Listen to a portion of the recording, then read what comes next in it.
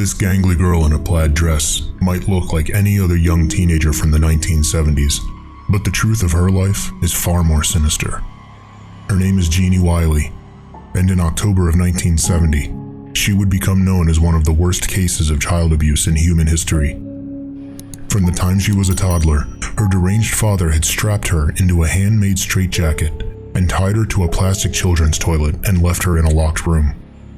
There she would endure years of beatings and other horrific abuses. She was forbidden to cry or make noise, and it was reported that he would growl at her like a dog as he beat her. Due to her circumstances, Jeannie never learned to speak or walk. She could also barely eat and weighed only 59 pounds or 26 kilograms when she was found. This photo was taken outside a hospital just days after her rescue, but this would mark only the beginning of her tenure in a series of abusive institutions. Jeannie's whereabouts are currently unknown.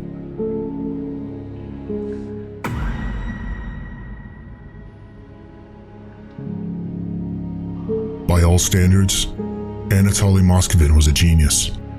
He spoke 13 languages, was a professor at the college level, and even worked as a journalist for Russia's 5th largest city. He was also a self-proclaimed necropolist, an expert on the local area's cemeteries, so much so that some colleagues even revered his work as priceless contributions. But Anatoly Moskvin had a secret, and in 2011, he was arrested after the bodies of nearly 30 girls between the ages of 3 and 25 were found mummified in his apartment. Throughout his time studying cemeteries, Moskvin had been digging up dead girls and making life-size dolls out of their corpses. He'd keep these dolls in his home as his lovers and companions, even writing in a publication submission about his experience kissing the corpse of an 11-year-old girl. He was caught after nearly 2 years of extensive investigation into the increasing number of desecrated graves in his hometown.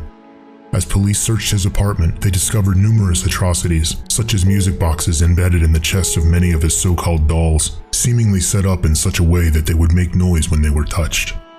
During his sentencing, Moskvin showed no signs of remorse and even addressed his victims' families saying, "You abandoned your girls. I brought them home and warmed them up."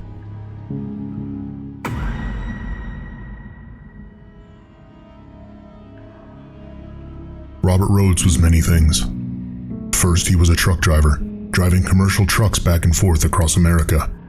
He was also something of a photographer, but only in the sense that he enjoyed taking horrifying photos of one of his victims. Because you see, Robert Rhodes was also a serial killer. Dubbed the truck stop killer, he claimed the lives of over 50 women throughout the 1970s and 80s. And perhaps his most chilling murder is of the victim shown in this photo, who was also believed to be his last. She was 14-year-old Regina Kay Walters, and in 1990, just before Rhodes had murdered her in an Illinois barn, he shot a series of photos of her. The pictures showed her cowering in fear as Rhodes tortured her with fish hooks and made advances toward her as he went in for the kill. Later, in April of 1990, an Arizona state trooper pulled up behind a tractor trailer that was stopped on the shoulder of the highway, hoping to offer routine assistance to the driver. But what the trooper found was anything but routine. Inside the truck, a young woman was chained and gagged. She was completely nude, with a terrified look on her face. Robert Rhodes tried to talk his way out of it, explaining that this was a private matter, purely consensual. Thankfully, the officer didn't buy his story and placed Rhodes under arrest. Later, when they searched Robert Rhodes' home, they found more photographs of Regina Walters, all showing differing lengths of hair and various bruising patterns, meaning he had held her captive for a substantial period of time. It's said that during imprisonment, Rhodes went as far as to make numerous calls to Regina's father from payphones, taunting him and telling in detail how he had cut Regina's hair. Rhodes is currently serving 2 life sentences in Chester, Illinois, without the possibility of parole, and it's believed that he has yet to reveal the names and locations of many more victims.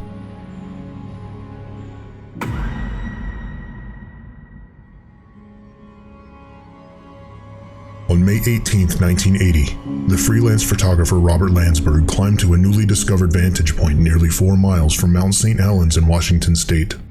He was there to document the mountain. Just 2 months before, in March, an earthquake rocked the Pacific Northwest. Volcanologists began measuring everything from the rate of bulge movement to emissions and ground temperature, but they were unable to find anything conclusive. Robert arrived to the mountain location in April and spent his days climbing to new areas with clear sight of the mountain, hoping to catch photos of any event that might come.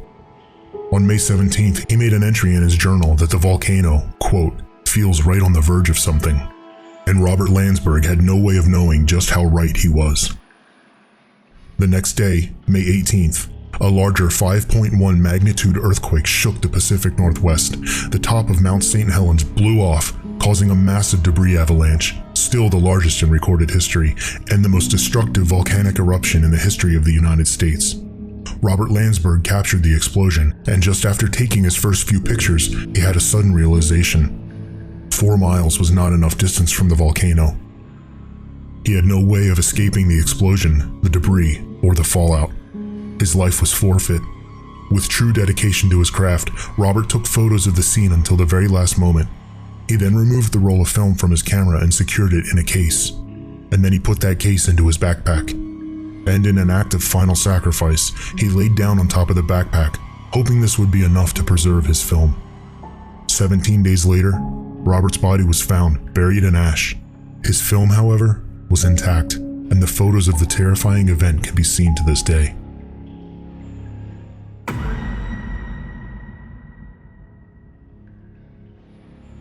Late into the night on November 13, 1974, 23-year-old Ronald DeFeo Jr. stalked through the hallways of his Long Island, New York home and killed 6 of his relatives with a .35 caliber rifle while they slept peacefully in their beds. The victims included Robert Jr.'s parents, Louise and Ronald Sr., and his siblings, 18-year-old Dawn, 13-year-old Allison, 12-year-old Mark, and 9-year-old John. DeFeo would confess to his crime, but later claimed that there were voices in his head that guided him and that he was unable to control his behavior. It was this claim, coupled with the murders, that birthed the idea that the house was haunted and that the DeFeo family as a whole were victims of the house rather than of Robert Jr. The idea would also spawn many books and a few movie adaptations over the years, but many remain skeptical as to the truth behind both the claim and the paranormal activity. That is until 1976, when the new owner and occupant of the house, George Lutz, also claimed the house was haunted and hired infamous paranormal investigators, Ed and Lorraine Warren, to come to the house and see what they could find. One night, one of the automatic cameras that Ed and Lorraine had set up on the second floor snapped an image of what appeared to be a ghostly boy looking directly into the camera. Some believe it is the ghost of one of Robert DeFeo Jr.'s victims, his younger brother John, who seemed to fit the age, height, and build of the boy when he was so brutally murdered just 2 years earlier.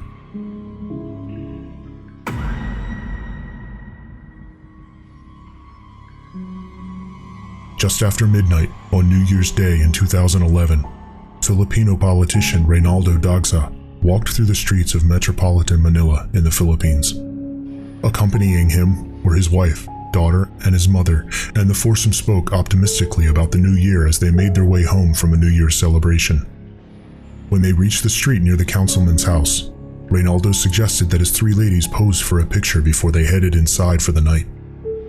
The 3 women lined up, and with eager smiles they waited for Reynaldo to snap the photo.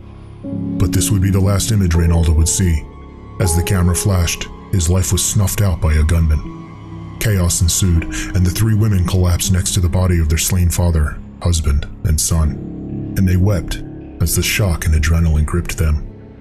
Police were initially unsure on which direction to take when investigating the murder, but when they eventually looked at the photo Reynaldo had taken the moment his life ended, they saw that the man had inadvertently photographed the man who was about to kill him, and just a few days later, Arnel Buenaflor was arrested and charged with the crime. Without the photo, it's safe to assume that he may never have been caught.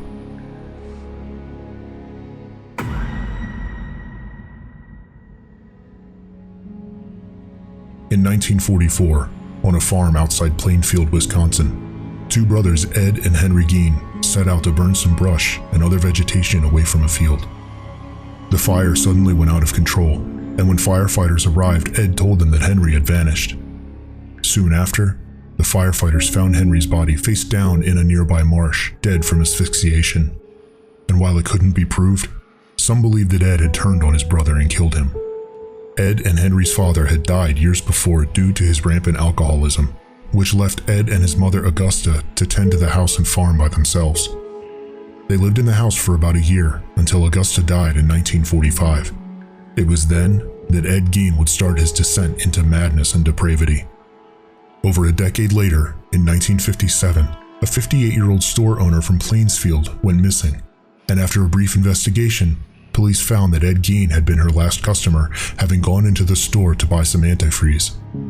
Police arrived at Ed's farmhouse, and when they entered, they found themselves in the middle of a hellish nightmare. First, they found Bernice Worden, the shop owner, in the kitchen. She was dead, decapitated, and hung by her ankles from the rafters. Then they found countless bones scattered throughout the house, as well as human skulls impaled on Ed's bedposts, and there were bowls and kitchen utensils made from the same type of bones and skulls. But worse than these were the many household items Ed had crafted from human skin. The police found chairs, wastebaskets, and leggings made from skin. They found masks made of actual faces, and a pair of lips being used as a window shade drawstring. They found a corset made of a female torso, and a lampshade also made out of a human face. And this was only the beginning. Police also found various dismembered body parts, including 4 noses, fingernails, and the remains of Mary Hogan, a local tavern owner who disappeared in 1954. Ed Gein admitted to all of it. He told police he'd collected nearly all of the remains from local graveyards. He said he'd gone to the graveyards looking for bodies that resembled his mother. He explained that he'd wanted to create a woman suit so that he could become his mother and literally crawl into her skin. Police found the remains of as many as 40 bodies in his home, though, to this day, Ed has only admitted to murdering Bernice Worden and Mary Hogan. With so many disappearances in Plainsfield during that time, however, we may never know exactly how many victims there actually were.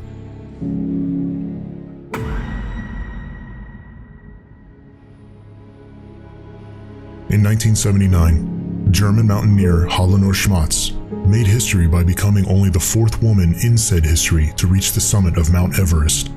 And on the way back down the mountain, she would make history again, but for something entirely different. Both Hannelore and her husband, Gerhard, were no strangers to the mountains. Together, they had braved the trek up Manaslu, the 8th highest mountaintop in the world. And after conquering that slope, they decided it was time to take on the highest mountain in the world, Mount Everest. They both submitted a request to the Nepalese government for a permit to climb Everest and began the lengthy conditioning and preparations required to survive that quest. Each year, they chose a mountain to climb, each one higher than the last, all in an effort to increase their ability to adjust to high altitudes. Then in 1977, after they had climbed the world's 4th highest peak, they got word that their permit for Everest had been approved, and they set off. After a grueling climb, the couple and their respective teams made it to the summit and then started their descent. However, as Hannelore made the journey back down, she became too exhausted to continue, and her body began to succumb to the devastating climate. The guide who was with her said that despite his urging for her to continue, Hannelore sat down and rested on her pack. Her last words were, "Water, water," and before the Sherpa could unhook his canteen, Hannelore had passed. Hannelore Schmatz had made history for the 2nd time in just over 24 hours, by becoming the first woman to die on Mount Everest. Hannelore's frozen body stayed in the spot where she had died for years, perfectly frozen in place and mummified by the extreme cold, right on the path many future Everest climbers would hike, still wearing her climbing gear and clothing, eyes open, with her hair fluttering in the wind.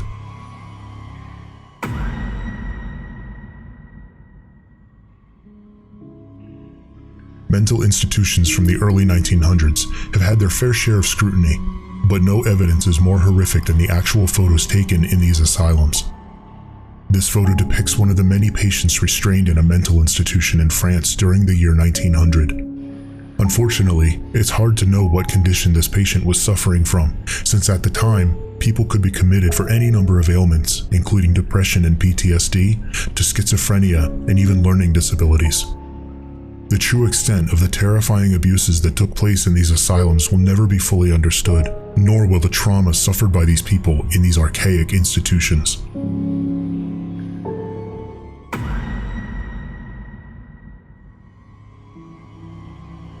During World War II, Japan's Biological and Chemical Weapons Division, named Unit 731, carried out some of the most inhumane and grotesque human experiments known to man. Unit 731, as a whole, was determined to test the limits of human suffering.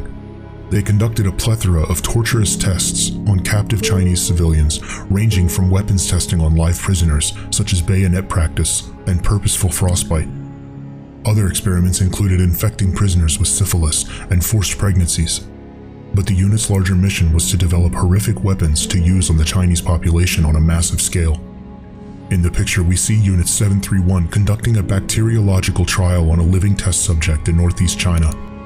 Over the course of the war, Unit 731 went through tens of thousands of captives, performing various experiments on them, which included infecting them with bubonic and pneumonic plague and typhus. They monitored patients to see which developed the most rapid onset of symptoms so they could breed the most lethal strains possible.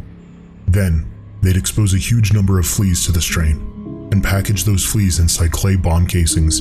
And then they dropped these casings, each loaded with 30,000 fleas, onto a Chinese village, and witnesses recalled a fine reddish dust followed by painful flea bites that afflicted everyone in the village. The Japanese had planned to drop the same casings on America, but they never got the chance. In August of 1945, after Nagasaki and Hiroshima had been bombed, the Soviets utterly annihilated the Japanese army, and the Emperor, as part of his surrender speech, officially disbanded Unit 731.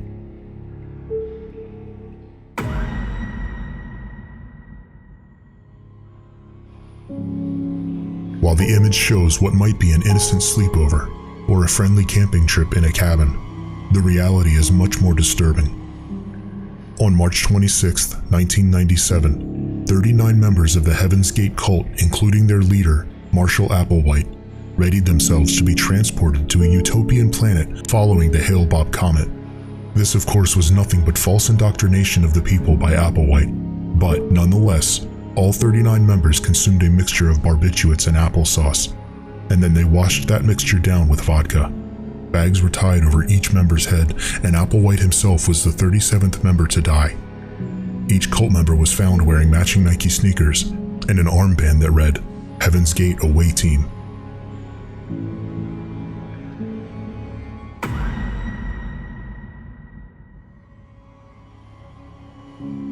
On August 15, 1998, a father and his son posed for a picture in the streets of Omagh, Ireland. Their smiles show a carefree demeanor as they walk through the town, browsing shops and local fare. Unbeknownst to them, however, the red car next to them was filled with explosives and was primed to blow. And moments later, it did just that. The blast rocked the city block, injuring more than 200 people and killing 29, including this father and son. The bombing was carried out by the Real Irish Republican Army, or Real IRA, and was the deadliest attack of the 3-decade-long conflict of Northern Ireland.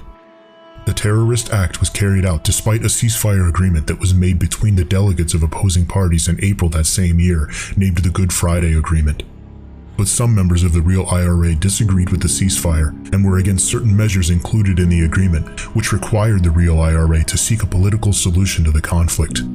It is believed that on the morning of the bombing, members of the Real IRA drove into Omagh, a small town in Northern Ireland frequently crowded with shoppers. This particular day, however, was the final day of the town's carnival week, so the crowds were especially heavy. At 2:30 p.m., a call was made to Omagh's police, warning them of a bomb. The police were convinced by the caller that the bomb was placed near the town's courthouse, which sat at the opposite side of town from the market square, so the police immediately rushed to the courthouse and directed people to the market. Then, shortly after 3 p.m., 500 pounds of explosives detonated from within the parked red car on Market Street, destroying both the nearby buildings and the lives of hundreds of civilians. This wraps up today's submission to the Omnibus. Were there any creepy photos and stories that should have been included in the list? I want to hear about them. If you're in the mood for more strange and scary stories, be sure to watch this video and see what happens when you carelessly play a game that opens certain doors which are better off closed. Until next time, Dark Ones.